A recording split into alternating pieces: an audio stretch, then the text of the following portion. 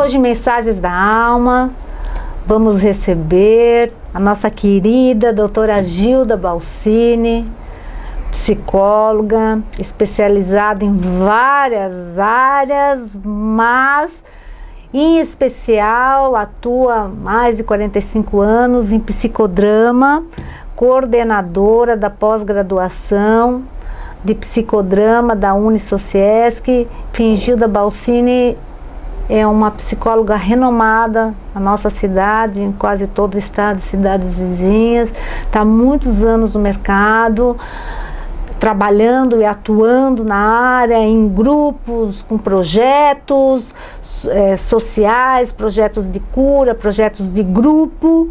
E muitas pessoas que estão me assistindo hoje aqui, tenho certeza que já foram pacientes da Gilda, já foram curadas pela Gilda e já cresceram como pessoa, como ser humano, porque sem dúvida, como eu sempre enfatizo em todas as minhas mensagens e programas, a terapia, o se cuidar, o se tratar, é o crescimento para a alma, é o crescimento como pessoa, é ter sabedoria e discernimento de que precisa se tratar, de que precisamos sim ser melhor a cada dia. Estamos no Setembro Amarelo, para quem não conhece ainda, é prevenção ao suicídio, foi lançado em 2014, devido ao grande número de crescimento de suicídios em 10 anos, 33%. Então, agora vamos conversar com a nossa querida Gilda, que ela tem muito a nos explicar e a nos ensinar sobre transtornos mentais, depressão, enfim. Gilda, querida, obrigada por você estar aqui no nosso estúdio novamente. É sempre um prazer recebê-la e uma honra, porque aprendemos muito com o teu profissionalismo, com a tua inteligência, sabedoria e dinamismo. Gilda, quando uma pessoa sabe que ela está com depressão? Primeiro um oi para todos, né, que estão aqui neste contato conosco. Agradeço você também, Claudine, pelo carinho, né? E vamos ali na tua pergunta. Quando que alguém percebe que está com depressão? A pessoa sente a dificuldade da alma, sente tristeza, sente melancolia, sente o desânimo e muitas vezes ela demora muito para buscar ajuda.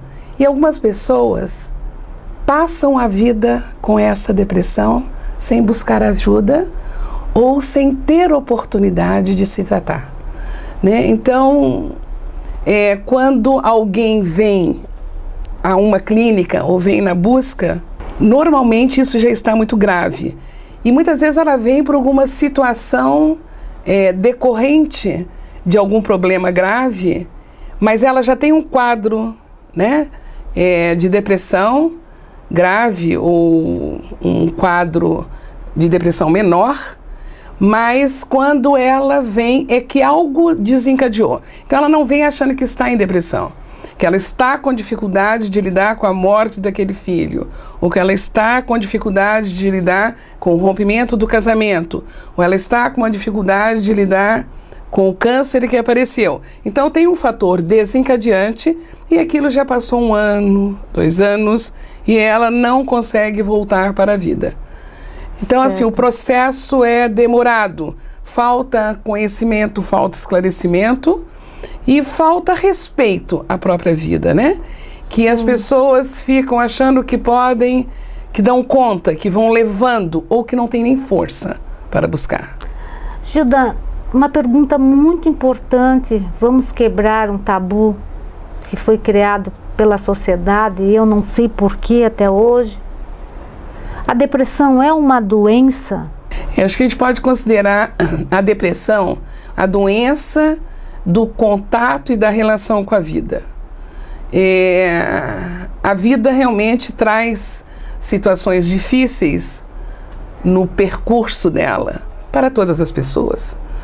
Algumas passam pela dificuldade, né?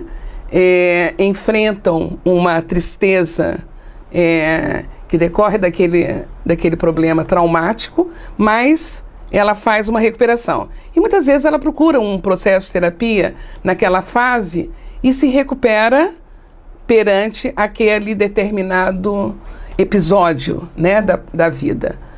Mas a pessoa que tem realmente um potencial, né, depressivo, que tem realmente, podemos chamar, a tendência à doença da depressão, ela passa por uma situação, o quadro se estabelece e aquilo fica bastante demorado, ela precisa de medicação, ela precisa entrar com antidepressivo, ela precisa de um processo de terapia e dependendo do grau de gravidade, né, da gravidade do quadro depressivo, essas pessoas, para viverem bem, deveriam estar mantendo regularmente alguma manutenção terapêutica, porque ela vai viver melhor, né? Ela tem o autoconhecimento do quadro, dos sintomas, ela compreende, como assim, uma pessoa que tem uma diabetes, ela precisa saber cuidar da diabetes.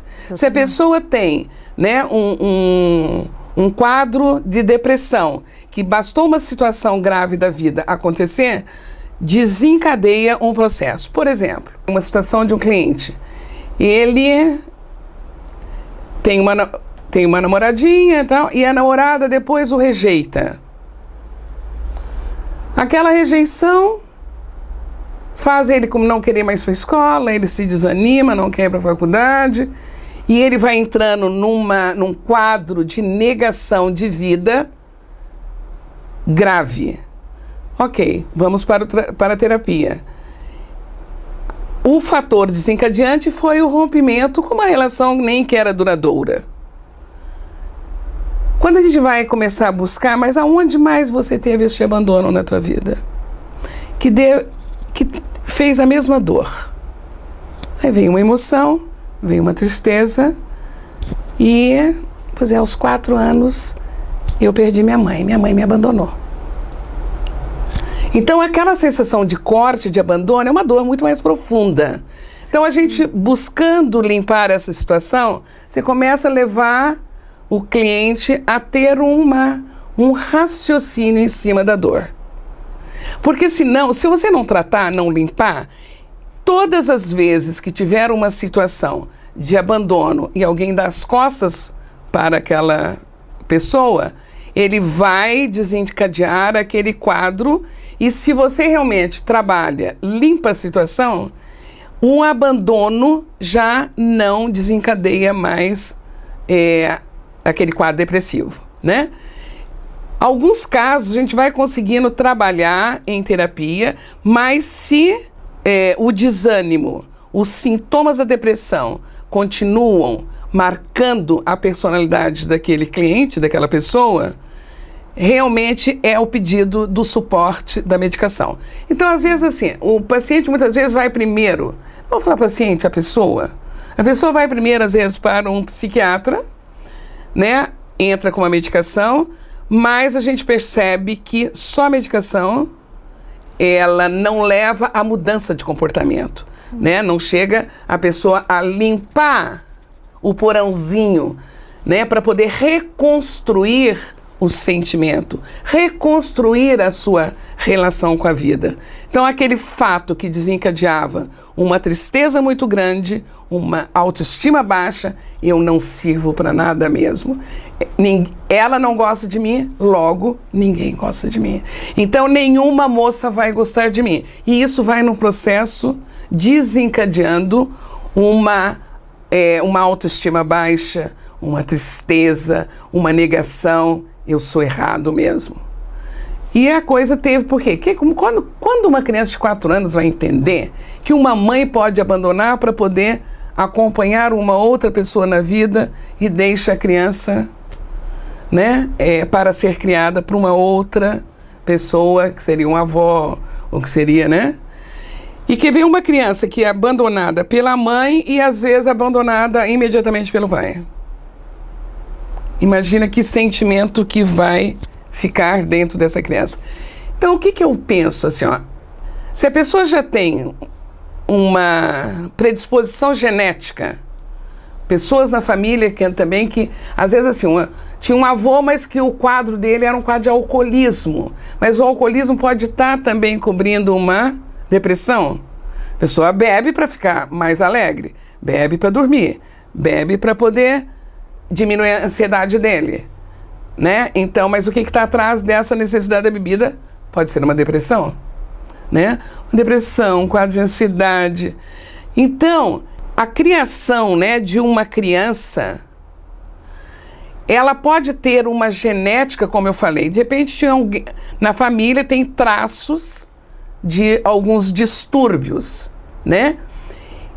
Então, ela já vem com essa genética e depois é criada num ambiente onde vai ter rejeição, vai ter abandono, vai ter uma mãe histérica, vai ter uma pessoa extremamente irritada, né? E com dificuldade de conversa, de diálogo. Essa criança vai ser uma criança triste ou vai ser uma criança alegre? Se um ambiente, né, familiar é um ambiente triste, com vários comportamentos, ela vai se tornar uma criança com dificuldades. Então, acentua a predisposição à depressão. Sim. E aí, o que eu vejo assim, né? Eu trabalho com terapia individual, eu tenho várias formações, tenho formação analítica, bastante estudo no cognitivo, terapia sistêmica familiar, né? E o psicodrama.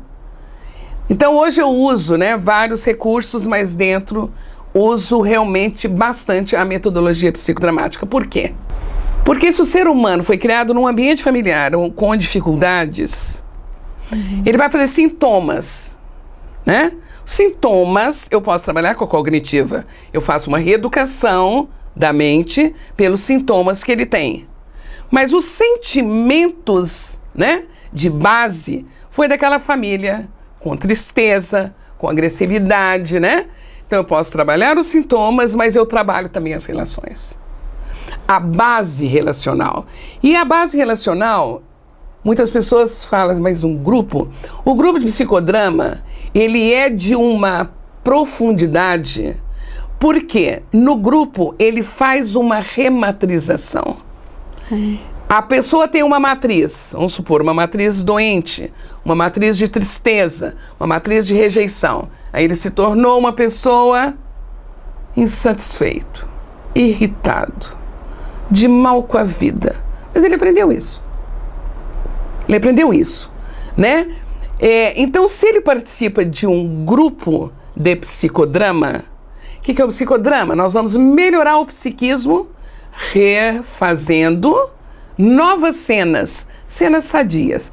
Se ele entra num grupo de psicodrama, o grupo existe com uma busca de crescimento. São pessoas que vão se reunir numa conduta ética e de respeito. Aquela família anterior não tinha isso. Sim. Onde aquele ser foi embasado, foi criado. Então ele participa de um grupo de psicodrama e onde existe acolhimento, onde existe uma matriz sadia. A pessoa que vai precisar ser a protagonista naquela sessão, nós vamos ter o auxílio das outras pessoas do grupo para poder desempenhar os papéis. O papel da tristeza, o papel da doença, o papel da mãe que o abandonou. Então ele vai recriar de novo novos sentimentos. Se ele tem registrado nele a dor do abandono e que traz uma tristeza muito grande, ele remonta a cena, ele recria aquela cena, né? Então, assim, eu vivi um abandono do meu pai aos 4 anos e aí eu vou ficar desesperada se eu arrumar um companheiro e aquele companheiro não me nutrir de afeto. Eu tenho um copo deste tamanho, necessitando ser preenchida pelo meu afeto da figura masculina que o meu pai, 4 anos, me largou sozinho e foi embora. Então esse registro pode ficar na pessoa. Sim. Né? Algumas têm uma predisposição a ter uma dor maior, outras uma dor menor. A depressão, ela pode ter várias fases, vários sintomas e levar a sintomas seríssimos, né, Gilda? Sim. Como sintomas que agridem até o próprio corpo, perda de apetite, insônia, falta de mentalização, de concentração, e não é só tristeza, né? Essas perguntas, inclusive assim, para a gente ver, perguntas, né, para as pessoas refletirem, fazer um solilóquio, como eu estou? Né? Como eu estou? Será que eu tenho uma depressão? Não tenho vontade de sair da cama, ou vou para a cama e não durmo, não tenho hoje prazer em fazer nada, não tenho motivação, não consigo criar nada diferente, não quero ir naquilo, não quero me relacionar, quero ficar aqui no meu canto, não vejo a hora de dormir de novo, vou pegar mais um remedinho e vou dormir. E aí depois acorda, faz um pouquinho, não tenho vontade de comer. Né? Ai, não consigo ler mais nada, não tenho atenção para isso, não consigo assistir nada. O que eu estou fazendo? Eu estou negando a vida. E às vezes o negar a vida, ele pode aparecer depois de uma outra maneira, que a pessoa começa a ter medo da vida, né? Que pode fazer o quadro de pânico. Então a gente vai vendo assim, a nossa mente começa a nos perturbar. Então a minha mente passa a ser a minha maior inimiga. Então ela não fala coisas boas para mim. Ela fica perturbando, né? Ela fica perturbando. Então, assim, educar essa nossa mente, melhorar a nossa mente. Todo mundo merece viver. A pessoa não pode ter vergonha de buscar ajuda, né, Gilda? Ela tem que buscar profissionais, tanto psiquiatra como terapia, como ela não pode se omitir e ter vergonha de não estar bem. E há um distúrbio químico mesmo, né? Como existe todos os tipos de doença, a depressão é uma doença física mesmo, distúrbio químico. Assim, ó, eu acho que a gente poderia pensar o seguinte: se você tiver uma dor de dente muito grande, tu vai tentar eliminar aquela dor, você não dá conta de ficar com aquela dor de dente. Vai fazer um tratamento de canal, vai arrancar aquele dente, vai fazer alguma coisa, né? A dor da alma, a dor da depressão, ela tira tuas forças, ela coloca você muito para baixo, né? Então, assim, é um respeito a você. Pede ajuda. Um médico vai te ajudar na medicação, um terapeuta pode ajudar, seja qual a linha que ele trabalhar, alguém pode te ajudar. Mas não fique doente.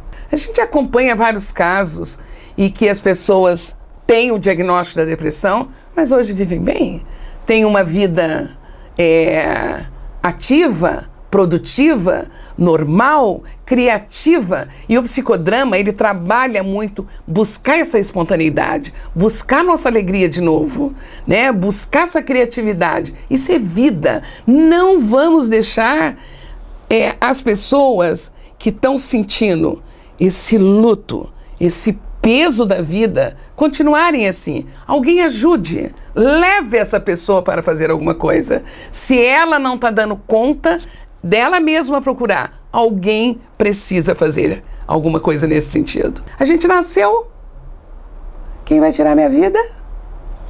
Né? Eu não posso tirar a vida em vida, não vivendo a vida, né? Então eu preciso aprender. Se eu não aprendi até agora, vamos a partir de hoje, sabe? Dá a mão para ti, dá a mão para você e tira você do chão. E vamos começar a levantar e caminhar, né? Com uma proposta de uma existência. Porque não é à toa que nós viemos para o mundo. Porque eu nasci para aprender a viver. Né? Nós estamos aqui, cada pessoa, para aprender a viver. A vida é difícil para todas as pessoas, né? Agora, a dificuldade maior é a gente aprender a olhar para o problema e enfrentar o problema, olhar para dentro de nós e tentar nos tratar e resolver essas angústias. Porque quando você aprende, tem um profissional que vai te ajudar, você fala assim, ai que bom, estou respirando, ai que alívio, né? Então, assim, existe caminho. A Gilda é maravilhosa. Conheço e trabalho, sou paciente da Gilda no psicodrama há muitos anos, eu cresci muito como pessoa, como ser humano. Eu sei que você tem ajudado muitas pessoas, você está com projetos maravilhosos. Fala um pouquinho para nós, até para as pessoas poderem buscar ajuda, saber que tem tratamento, tem como se cuidar, além dos medicamentos quando for necessário.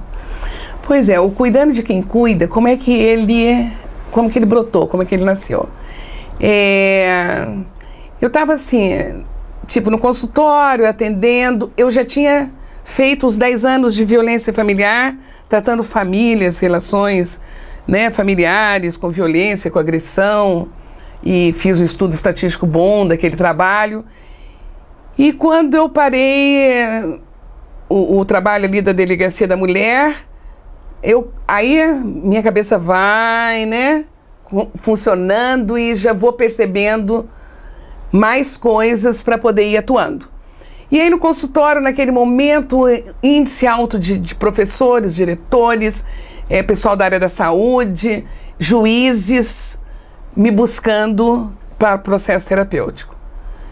E eu falei, gente, as pessoas que cuidam de outras pessoas, como elas precisam de um processo terapêutico. E aqueles que não conseguem chegar e pagar uma consulta de terapia? E aí eu me afastei uns dias, fui para o Capri e fui lá escrever sobre o Cuidando de Quem Cuida. E a logomarca dele é muito bonitinha, que é um canguru com um canguruzinho na barriga. E lancei. E eu, espiritualmente, abraço neste momento o Luiz Henrique, que foi uma pessoa com quem eu fui conversar e ele falou, Gilda, eu quero esse projeto no meu estado. E a gente conseguiu entrar. Eu tinha uma sala, era um galpão na Conurb, né, bem improvisado, mas que ali eu conseguia atender 40, 50 pessoas toda semana.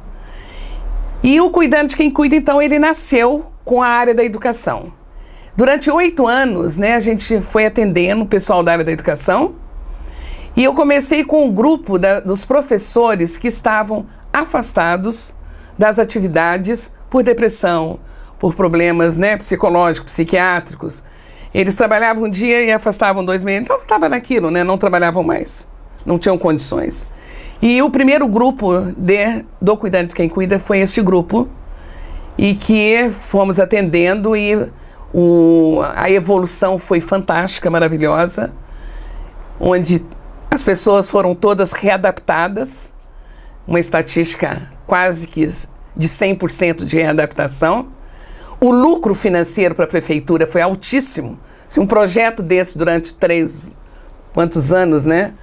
Ele teve um lucro de quase, vamos supor, não precisava mais ficar contratando, né, pessoas para aquela funcionária que estava em depressão afastada. Então ele teve um lucro muito alto, tipo quase que 80% do que gastou na implantação do trabalho. Foram 8 anos de atendimento, várias pessoas. Eu vou num lugar, eu fui do Cuidando de Quem Cuida, eu fui do Cuidando de Quem Cuida. E o Cuidando de Quem Cuida, o que eu trabalho? Eu trabalho com recursos psicodramáticos, com grandes grupos, e eu resgato a ética do cuidar, né? Vamos trabalhando, o aquecimento é todo na ética do cuidar, as pessoas aprendem a cuidar umas das outras e aprendem a pedir para ser cuidadas, e nessa dança do cuidar e ser cuidado, eu vou estabelecendo dentro de mim a essência do cuidar. Começo a rematrizar. Eu peço ajuda, você cuida de mim. Aí eu aprendo a cuidar de você. E se eu vou nesse jogo, eu cuido e você cuida, eu me permito ser cuidada, aos poucos eu aprendo a me cuidar. E isso depois expande na minha vida pessoal, profissional. Então, assim, o tempo todo a gente está trabalhando, né, as relações. As pessoas que quiserem montar um grupo ou empresas que quiserem o Cuidando de Quem Cuida, você atende dentro da empresa? Eu acho que assim, hoje, né, eu tenho meu consultório, atendimento diário, né, bastante completo a minha agenda. Eu gostaria ainda, né, enquanto eu tenho disposição, para poder preparar mais pessoas para a vida, né? para curar um pouco essa doença da alma, né? Que o psicodramatista não é só a metodologia. A gente tem também uma mensagem filosófica da vida e espiritual. Então ele tem um recurso metodológico fantástico, porque ele rematriza. Ele tem uma filosofia, né, de vida, e ele tem um embasamento que transcende, que é o lado espiritual. Obrigada, Gilda. Você, se está doente, se quer crescer como pessoa, se quer dar um salto na tua vida, transformar o teu ser, viver melhor, não tenha dúvida, nós precisamos nos tratar, nós precisamos buscar ajuda. Isso faz parte de um crescimento, isso é sabedoria. Sabedoria é você cuidar de você, sabedoria é você amar a vida, é você ter discernimento e inteligência para ver que precisa se transformar, né? Então, eu acredito muito nisso. A vida pode ser transformada, pode ser melhorada. Você não precisa fazer da sua vida um fardo. Estamos aqui diante da maior especialista da nossa cidade, mais de 45 anos na área, né? Então, após essa entrevista, busque ajuda. Vai fazer da tua vida um real motivo de viver, de ser feliz. Gilda, querida, quero te agradecer do fundo do coração, eu, a Fabíola, por você novamente ter vindo no nosso programa. Você é maravilhosa, eu te admiro, aprendo contigo sempre, como pessoa, como ser humano, como mulher, como mãe. Eu te agradeço também, e acho que assim, a mensagem final seria assim, qual é a razão da vida? Por que nós nascemos? Nós nascemos para aprender eternamente. Estenda a mão para ti ou estenda a mão para o outro, né? Essa é a maior ajuda, porque a nossa mente, ela conduz o nosso corpo e ela conduz a nossa vida. Por favor, estenda a mão.